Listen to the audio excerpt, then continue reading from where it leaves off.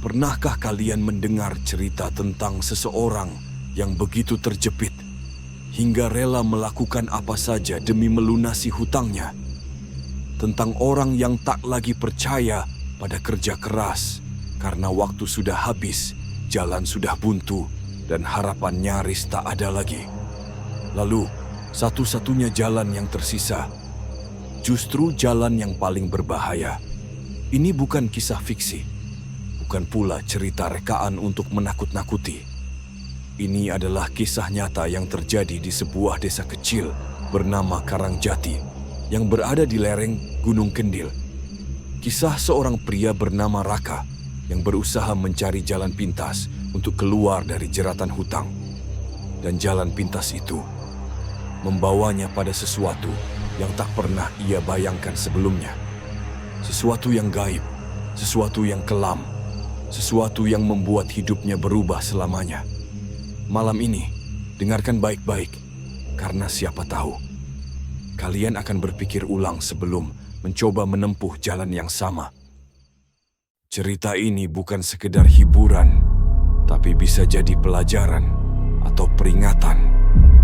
Sebelum lanjut, tekan tombol like, tulis komentarmu di bawah, dan subscribe, karena kisah nyata yang lebih mencekam sudah menantimu.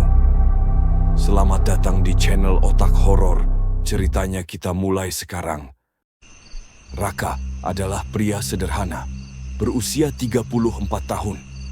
Ia tinggal bersama istrinya, Sari, dan seorang anak kecil berusia 6 tahun di rumah panggung kayu tua yang berdiri di tepi sawah desa Karangjati.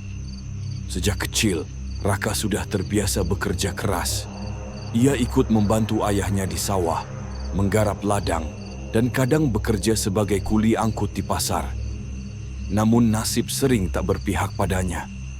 Panen sering gagal, harga gabah jatuh, dan pekerjaan serabutan tak pernah cukup untuk menutupi kebutuhan sehari-hari. Hingga pada suatu saat, Raka terjerat hutang. Awalnya, hanya pinjaman kecil dari tetangga. Namun lama-lama, karena kebutuhan terus menekan, ia terpaksa meminjam pada Pak Darto, seorang rentenir di desa sebelah yang terkenal kejam. Dari pinjaman 100.000, hutang itu membengkak menjadi jutaan. Bunga yang menumpuk membuatnya sulit bernapas. Setiap minggu, utusan Pak Darto datang, mengetuk pintu rumahnya dengan keras, menagih dengan suara kasar, kadang bahkan mengancam. Sari, istrinya, sering menangis diam-diam. Anaknya sering bertanya polos, "Ayah, kenapa ibu menangis lagi?" Dan Raka hanya bisa diam, menahan perasaan bersalah yang membakar dadanya. Hari-hari itu, dunia terasa begitu sempit, seolah semua jalan tertutup, kecuali satu yang akan segera menjerumuskannya. Suatu malam, Raka berjalan sendirian menuju sebuah warung kopi kecil di ujung desa. Lampu minyak yang redup menerangi warung itu, membuat bayangan menari di dinding bambu. Di sana, beberapa pria desa berkumpul, duduk melingkar sambil menyeruput kopi pahit.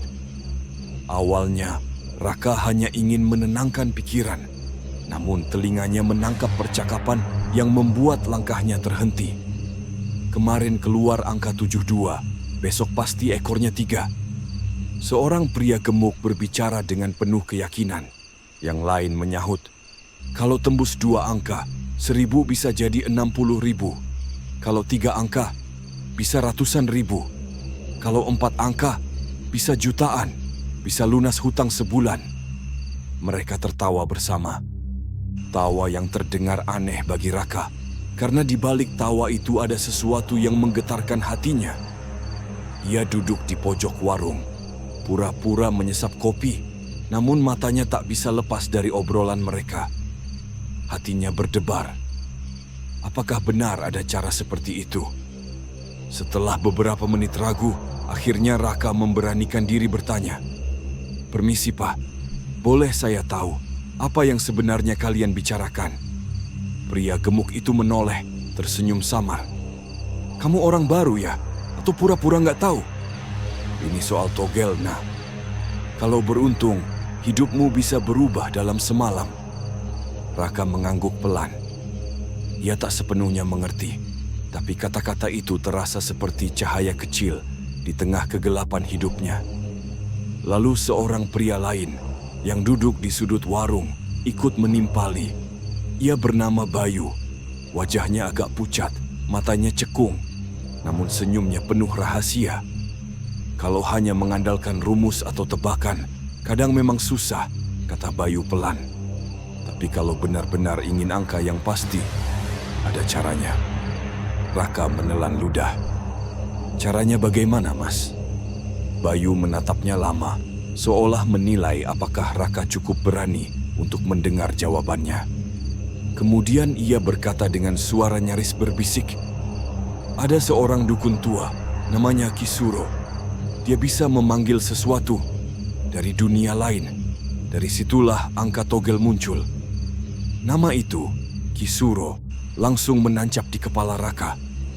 Dari ceritanya, Kisuro bukanlah orang biasa.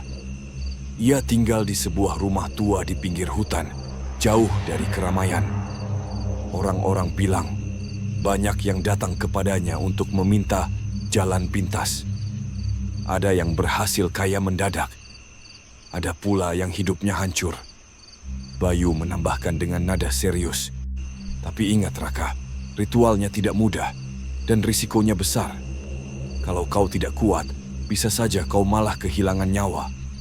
Raka terdiam, namun di dalam hatinya suara lain berbisik. Kalau berhasil, hutangmu bisa lunas. Anakmu bisa sekolah. Istrimu tak perlu menangis lagi. Bayangan itu terlalu indah untuk diabaikan.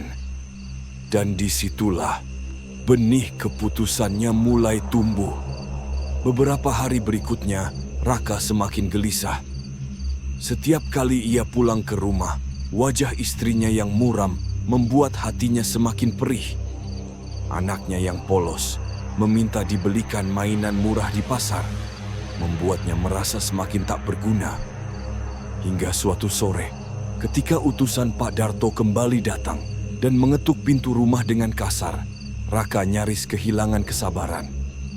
Ingat Raka, kalau minggu depan kau belum bayar, rumahmu bisa kami ambil. Anak istrimu bisa sengsara seumur hidup. Kata-kata itu menusuk jantungnya. Dan malam itu juga, ia kembali menemui Bayu di warung. Dengan suara serak, ia berkata, Bayu, tolong pertemukan aku dengan Kisuro. Bayu menatapnya lama, lalu mengangguk pelan. Baik, tapi sekali lagi aku ingatkan, jangan pernah menyesal. Karena setelah bertemu Kisuro, hidupmu tidak akan sama lagi. Dan dari situlah, perjalanan Raka menuju kegelapan dimulai. Bayu membawa Raka berjalan kaki, menembus jalan setapak yang sunyi. Udara malam terasa lebih dingin dari biasanya. Burung hantu sesekali bersuara dari kejauhan, membuat langkah Raka semakin berat. Mereka tiba di sebuah rumah tua yang dikelilingi pohon bambu. Rumah itu tampak reot, berdinding anyaman bambu, dengan atap genting yang sudah rapuh. Namun di depan pintunya ada sebuah lentera kecil yang menyala, seolah menjadi penanda bahwa penghuni rumah sudah menunggu. Bayu memberi isyarat agar Raka menunduk. Dengan suara pelan ia berkata, ingat, jangan bicara sembarangan di depan Kisuro. Dengarkan saja apa yang dia minta. Jangan menawar, jangan banyak bertanya. Raka mengangguk, meski hatinya berdebar keras. Pintu rumah itu berderit pelan saat dibuka dari dalam. Seorang lelaki tua muncul, berambut putih panjang yang terurai sampai bahu, dengan mata tajam yang berkilat aneh di bawah cahaya lentera. Dialah Kisuro. Masuklah, katanya dengan suara parau, namun tegas. Raka duduk bersila di dalam rumah yang penuh dengan bau dupa. Dinding bambu dipenuhi gantungan kain putih, bunga kering, dan botol berisi cairan tak dikenal. Di sudut ruangan ada meja kecil dengan lilin menyala dan sesajen berupa buah, kemenyan, serta sebuah keris berkarat. Kisuro menatap Raka lama sekali, seolah matanya bisa menembus isi hati. Lalu ia berkata, "Kau ingin melunasi hutangmu lewat jalan pintas, betul?" Raka terdiam, lalu mengangguk pelan. Kisuro menarik napas panjang, lalu mulai menyebutkan syarat-syarat yang harus disiapkan. Bunga kantil putih, melati, dan kenanga. Minuman lengkap, kopi pahit, kopi manis, teh tawar, air putih, 1 batang rokok cerutu, kemenyan, kain kafan, kain mori putih. Semua harus lengkap, kata Kisuro. Kalau ada yang kurang, ritual gagal. Dan kalau ritual gagal, roh yang datang bisa menuntut nyawamu. Raka merasakan bulu kuduknya berdiri. Namun bayangan hutang membuatnya mengangguk mantap. Kisuro lalu menambahkan satu syarat lain. Ritual tidak bisa dilakukan sembarangan tempat. Harus dilakukan di bawah pohon pisang batu yang baru saja mengeluarkan jantungnya. Pisang batu yang baru keluar jantung adalah pintu, jelas Kisuro dengan suara pelan. Pintu antara dunia manusia dan dunia makhluk halus. Disitulah kau harus memanggilnya. Bayu menimpali. Kebetulan di desa sebelah, di dekat Karangjati, ada pohon pisang seperti itu. Tempatnya agak masuk ke dalam hutan, dekat aliran sungai kecil. Kalau kau berani, disitulah kau akan melakukan ritual. Keesokan harinya, Raka ditemani Bayu pergi ke pasar desa. Mereka membeli bunga kantil, melati, dan kenanga dari penjual bunga yang menatap mereka dengan heran. Mereka juga membeli kopi, teh, cerutu, dan kemenyan. Namun yang paling membuat Raka merinding adalah ketika ia harus membeli kain kafan di toko kain. Penjual bertanya, "Untuk apa kain mori ini, nah? Ada keluarga yang meninggal." Raka hanya tersenyum kaku dan menjawab singkat, "Iya, Bu, untuk keperluan." Padahal hatinya bergetar hebat, karena ia tahu kain itu bukan untuk membungkus jenazah manusia, melainkan untuk sesuatu yang jauh lebih menyeramkan. Kisuro menentukan waktu ritual, malam Selasa Pon. Menurutnya, malam itu adalah saat di mana tabir antara dunia manusia dan dunia gaib menjadi lebih tipis. "Ingat," kata Kisuro, menatap Raka tajam. "Kau harus kuat, jangan takut apapun yang muncul. Kalau kau lari, selesai sudah. Bukan uang yang kau dapat, tapi celaka." Raka mengangguk. Dalam hatinya ia berulang kali berdoa agar semua berjalan lancar. Tapi jauh di lubuk hatinya, ia tahu ia sedang menapaki jalan yang tidak akan pernah bisa ia putar kembali.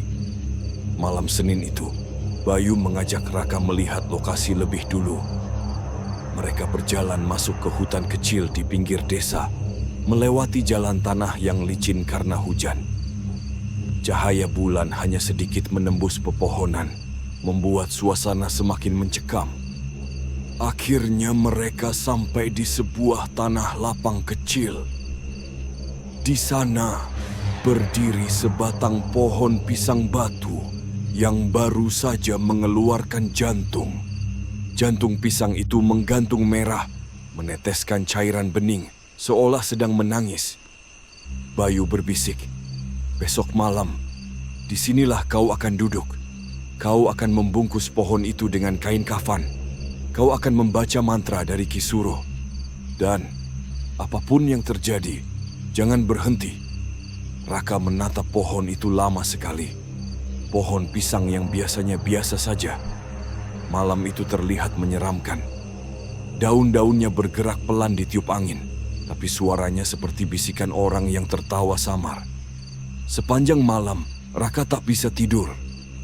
Ia teringat wajah istrinya, Sari, yang masih terjaga sambil menjahit baju untuk menambah penghasilan. Ia teringat anaknya yang tidur pulas di tikar lusuh. "Kalau aku berhasil, mereka tak perlu lagi hidup susah." Itulah yang berulang kali ia katakan pada dirinya sendiri. Namun ada suara lain, jauh di dalam hati kecilnya, yang berbisik pelan. "Kalau gagal, apa yang akan terjadi? Apakah kau masih bisa kembali pulang?" Hari yang ditentukan akhirnya tiba. Malam Selasa Pon. Udara terasa lebih dingin dari biasanya. Angin berhembus membawa aroma tanah basah. Raka membawa semua persyaratan dalam sebuah bungkusan kain. Bayu menemaninya sampai ke lokasi bersama Kisuro yang berjalan dengan langkah pelan namun mantap. Sesampainya di tempat pohon pisang, Kisuro memberi arahan terakhir. Ingat Raka, kau yang harus melakukannya sendiri. Aku dan Bayu hanya akan mengawasi dari jauh. Kalau kau gagal, jangan harap bisa diselamatkan. Raka menelan ludah. Ia tahu, inilah titik tanpa balik. Dengan tangan gemetar, Raka mulai membentangkan kain kafan. Ia membungkus batang pisang itu dari atas sampai bawah, mengikatnya kuat-kuat seolah membungkus mayat. Lalu ia menata bunga kantil, melati, dan kenanga di sekitar pangkal pohon. Minuman ia letakkan rapi dalam gelas. Rokok cerutu ia taruh di samping dupa. Aroma kemenyan mulai memenuhi udara. Asap putih tipis naik perlahan, bercampur dengan kabut malam yang turun dari gunung. Kisuro berbisik, "Mulailah. Bacalah mantra yang sudah aku ajarkan." Raka mengangguk. Dengan suara pelan, ia mulai membaca mantra itu berulang kali. Mantra yang terdengar asing, namun penuh dengan energi aneh. Dan sejak detik itu, dunia di sekelilingnya perlahan mulai berubah. Udara malam di hutan desa Karangjati terasa berat. Angin berhembus pelan, namun dinginnya menusuk tulang. Cahaya bulan purnama sesekali tertutup awan, membuat sekeliling tampak semakin gelap. Di tengah tanah lapang kecil itu, pohon pisang batu berdiri tegak. Batangnya sudah dibungkus kain kafan putih, sehingga terlihat seperti tubuh yang sedang dikafani. Bunga kantil, melati, dan kenanga yang disebar di sekitarnya mengeluarkan aroma tajam bercampur amis, menyesakkan dada. Raka duduk bersila tepat di depan pohon, dengan dupa yang terus menyala di sampingnya. Keringat dingin membasahi pelipisnya, meski udara begitu dingin.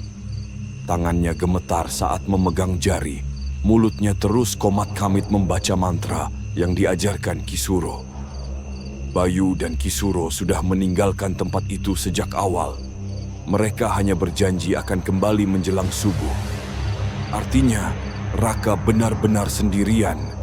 Detik demi detik berjalan lambat. Jam tangan di pergelangan menunjukkan pukul 11.30 malam. Artinya, masih ada berjam-jam waktu yang harus ia lalui sendirian dengan mantra itu. Awalnya, yang ia rasakan hanya suara hutan, desiran angin, suara jangkrik, sesekali suara burung malam. Namun semakin lama, semakin banyak suara lain yang masuk ke telinganya. Suara bisikan samar, seperti orang tertawa pelan, seperti ada yang berjalan di balik pepohonan. Sekitar pukul 12 lewat sedikit, Raka mencium aroma yang tak biasa. Awalnya samar, tapi lama-lama semakin kuat. Aroma busuk, seperti bangkai yang membusuk bercampur dengan tanah basah. Hidungnya perih, perutnya mual. Namun ia memaksa diri untuk tetap membaca mantra. Ia ingat peringatan Kisuro. Apapun yang terjadi, jangan berhenti membaca. Dan tepat pada pukul 12.15, sesuatu benar-benar muncul. Di antara kain kafan yang membungkus batang pisang, Raka melihat bayangan bergerak. Perlahan, sosok itu muncul dengan jelas. Sosok pocong. Tubuhnya terikat kain putih, wajahnya pucat membiru, matanya kosong tanpa cahaya. Ia berdiri tepat di depan pohon, hanya beberapa meter dari tempat Raka duduk. Udara mendadak menjadi lebih dingin. Napas Raka terasa membeku. Pocong itu tidak diam. Ia mulai melompat-lompat kecil, mendekat perlahan ke arah Raka. Setiap kali ia melompat, tanah di bawahnya bergetar halus. Bulu kuduk Raka berdiri. Tubuhnya gemetar hebat. Keringat dingin bercucuran dari pelipis, bercampur dengan air mata yang mulai mengalir tanpa sadar. Ya Allah, Apa yang kulihat ini nyata? Atau hanya bayangan? Pikirnya. Namun di dalam kepalanya, suara Kisuro bergema. Jangan lari, jangan berhenti membaca. Kalau kau berhenti, kau akan binasa. Raka memaksa bibirnya terus membaca mantra. Suaranya bergetar, kadang terputus, tapi ia tetap berusaha. Pocong itu semakin dekat. Kini jaraknya hanya sekitar 2 meter. Ia berhenti melompat dan hanya berdiri menatap Raka dengan mata kosong yang mengerikan. Raka merasakan kakinya kaku. Tubuhnya tak bisa digerakkan. Jantungnya berdegup kencang seperti hendak meledak. Namun ia tahu, jika ia lari, maka semua akan berakhir sia-sia. Dengan sisa keberanian yang ada, ia menatap balik pocong itu, meski air matanya masih mengalir. Aku tidak takut. Aku harus kuat. Demi keluargaku, bisiknya dalam hati. Beberapa menit terasa seperti berjam-jam. Pocong itu hanya menatap, lalu perlahan memudar. Hilang ditelan kegelapan malam. Raka menarik napas panjang, berusaha menenangkan diri. Namun ketenangan itu tak bertahan lama. Tak lama kemudian, dari arah kanan, ia melihat bayangan lain. Kali ini, sosok perempuan. Rambutnya panjang terurai menutupi wajah. Bajunya robek-robek, wajahnya penuh luka.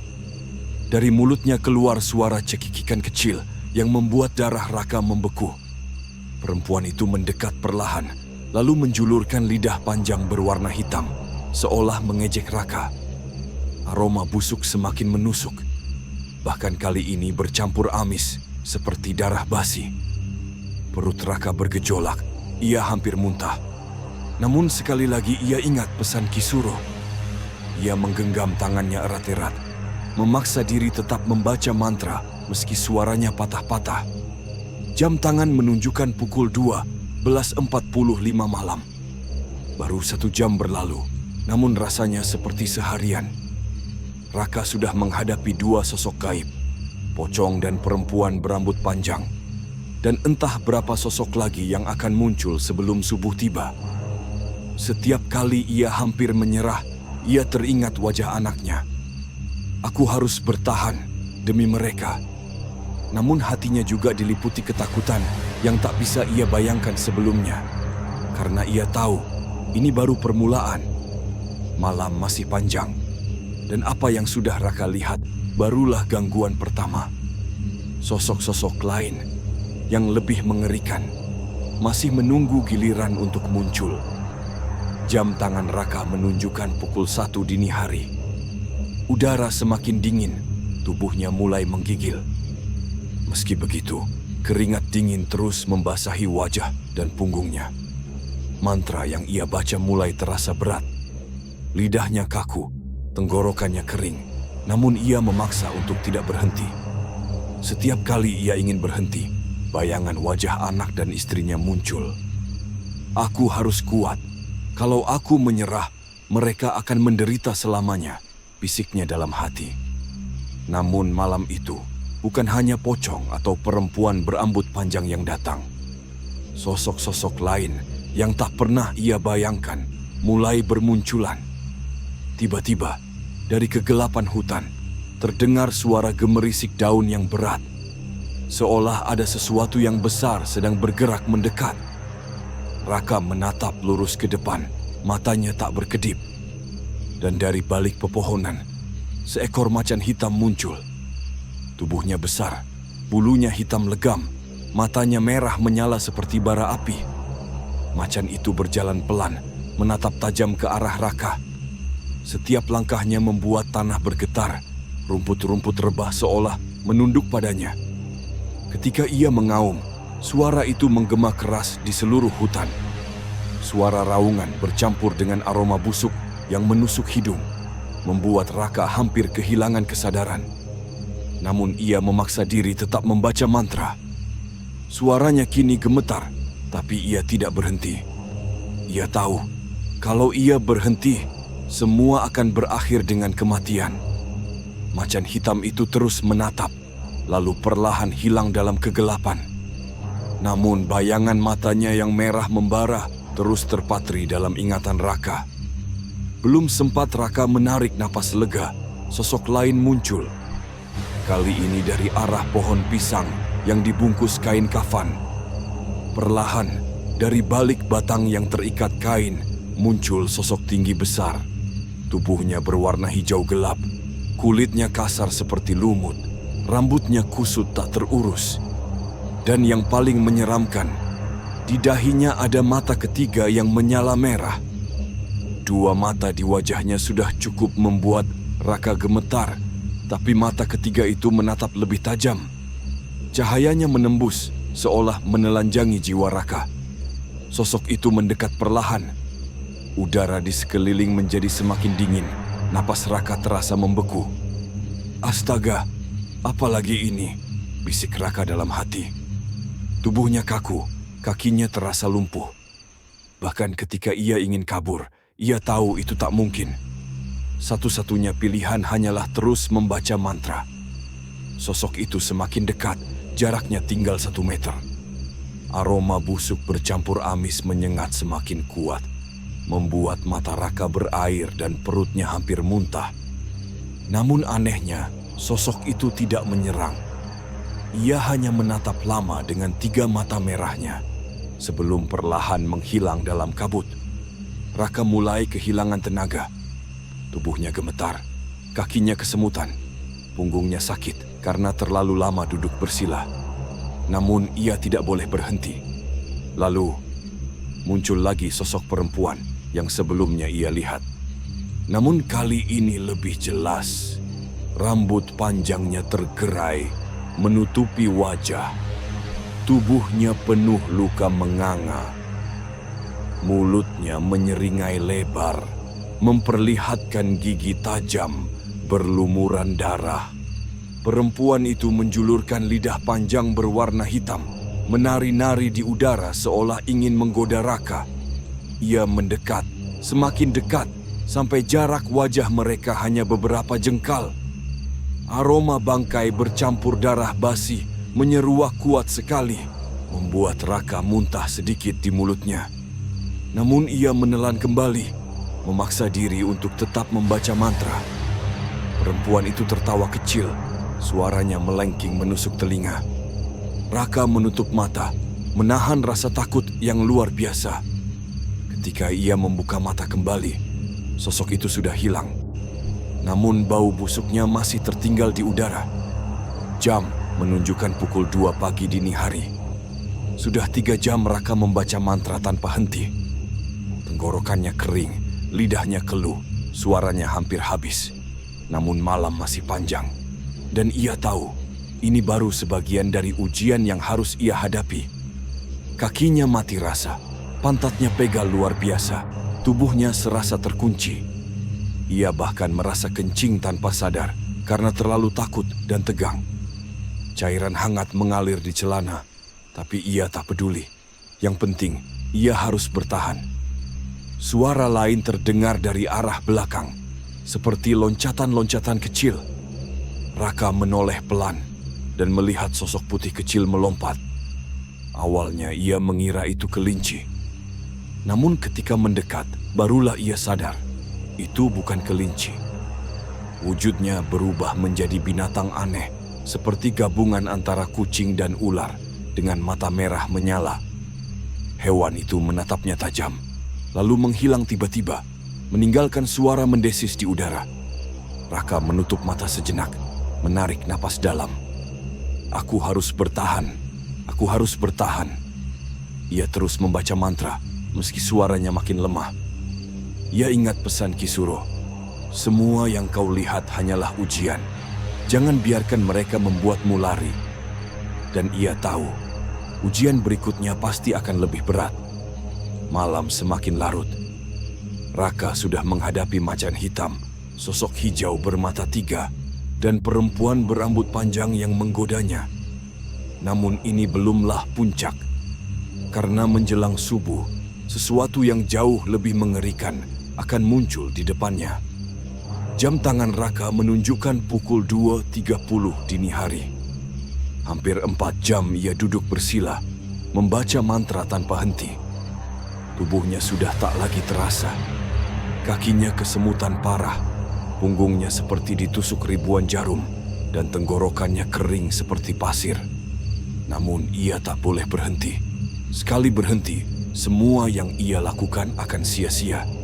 Dan lebih buruk lagi, roh-roh yang sudah datang bisa menuntut nyawanya. Angin malam bertiup kencang.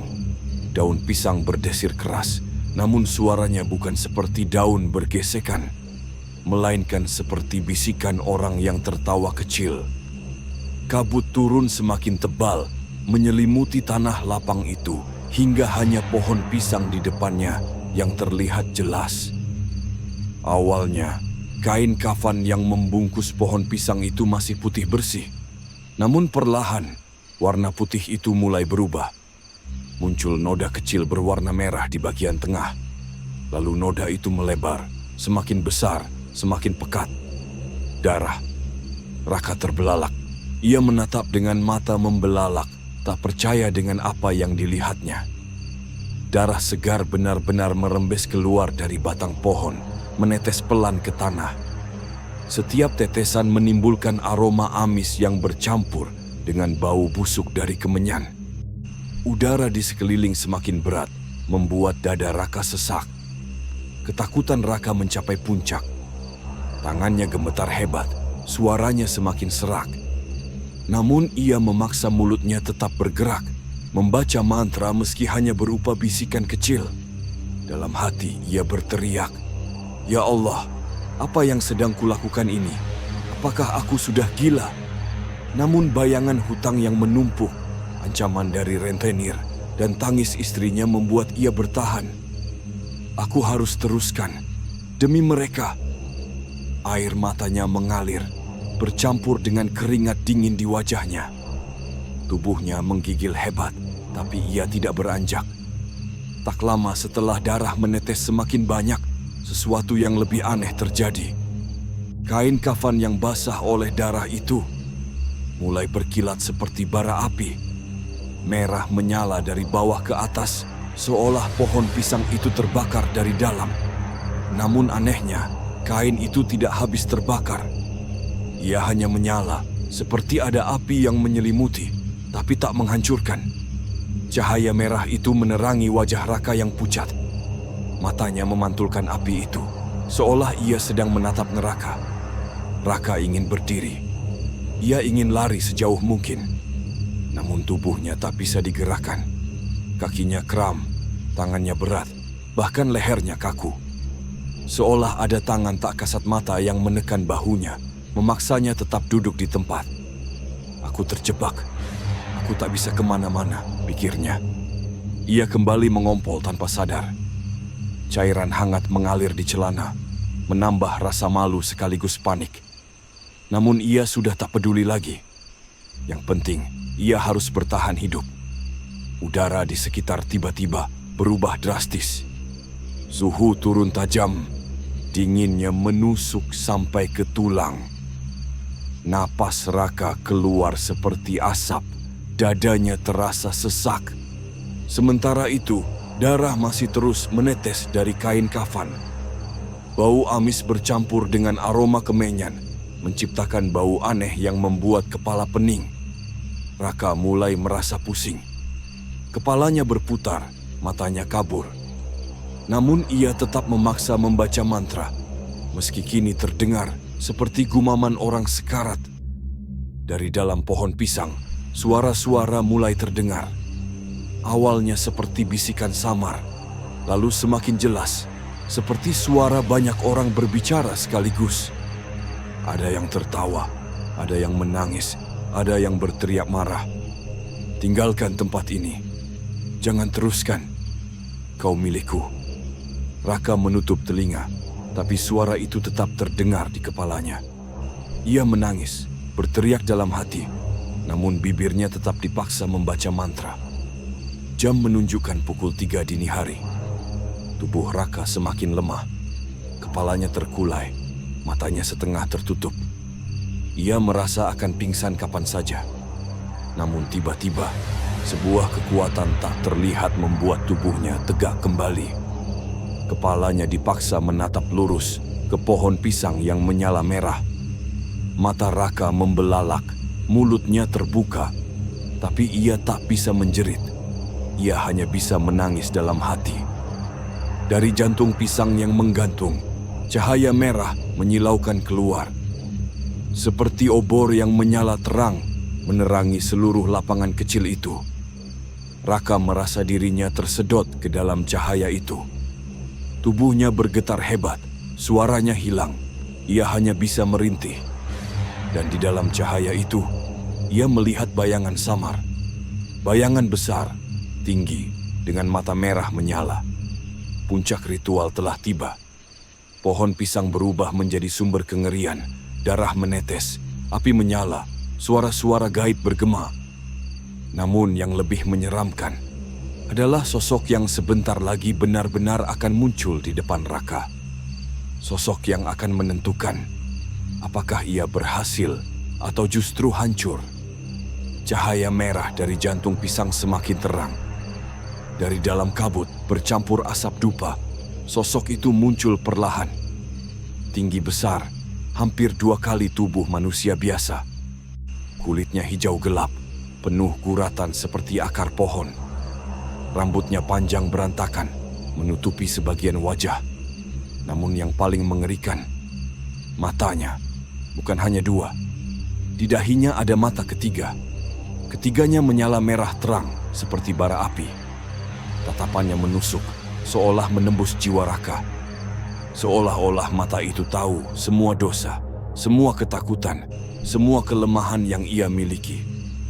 Raka ingin lari, ingin berteriak, namun tubuhnya tak bisa digerakkan.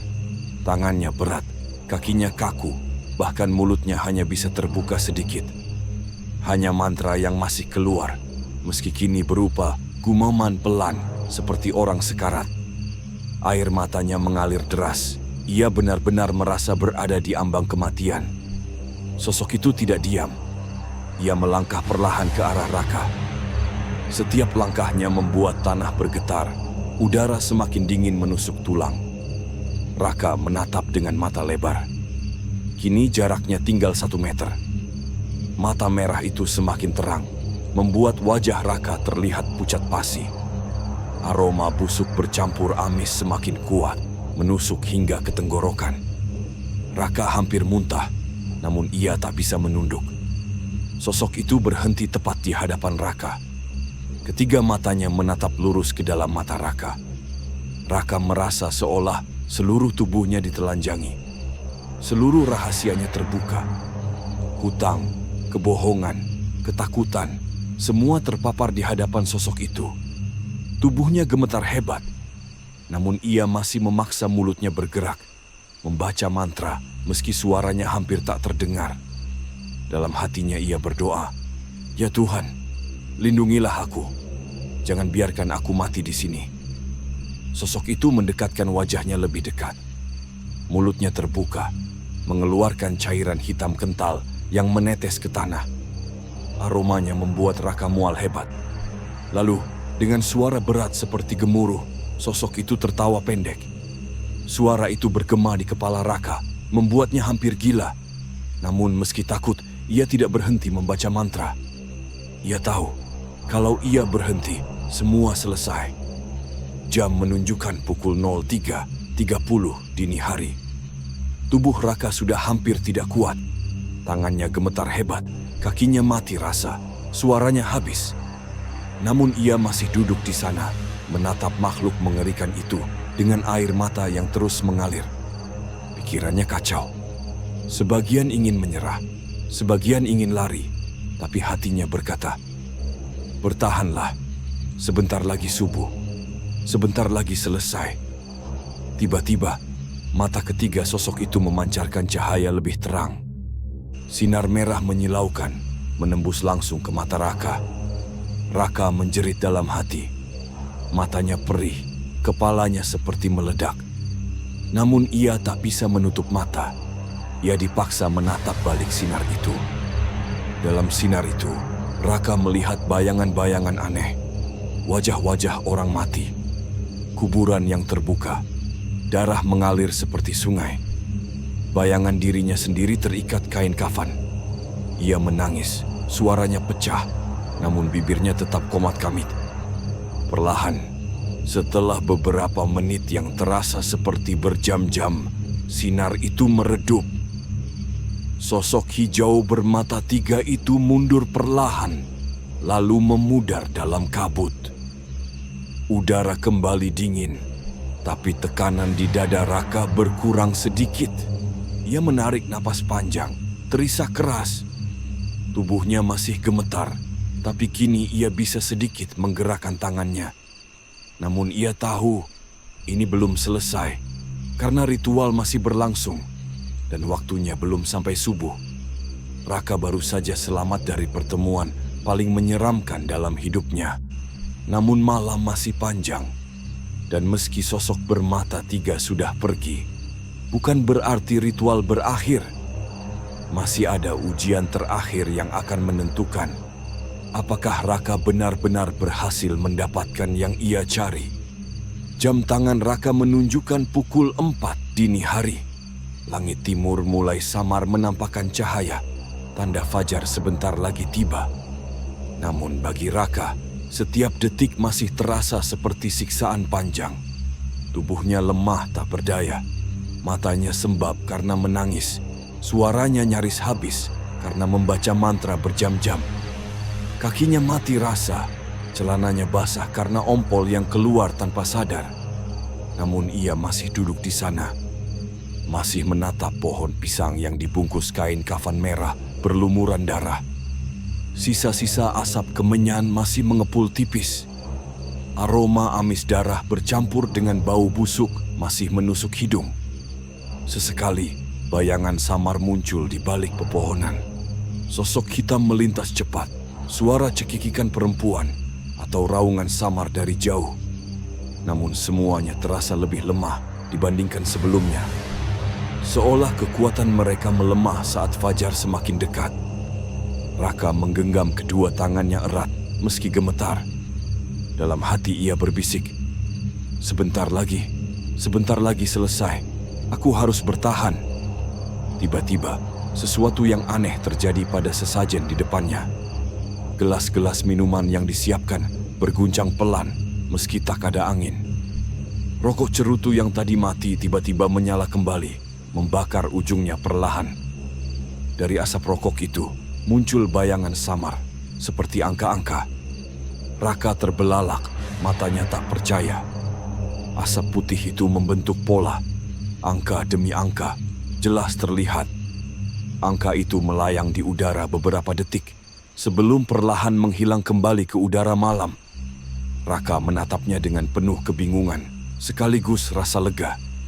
Inilah yang ia cari. Nomor gaib yang dijanjikan Kisuro. Tak lama kemudian, terdengar langkah kaki mendekat. Bayu dan Kisuro kembali ke lokasi. Wajah Raka pucat pasi, tubuhnya gemetar, pakaiannya basah. Bayu menutup mulutnya, hampir tak percaya dengan kondisi sahabatnya. Astaga Raka, apa yang terjadi padamu? Namun Kisuro hanya tersenyum samar.